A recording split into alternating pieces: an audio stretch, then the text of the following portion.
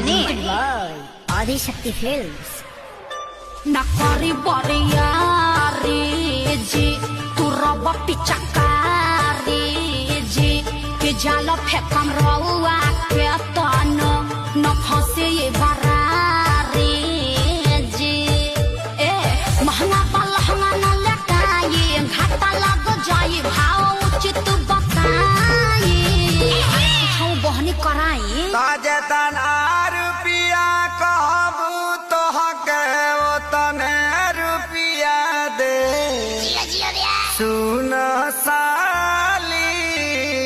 हो अब हवा ऐसे पसेरी 2 रुपया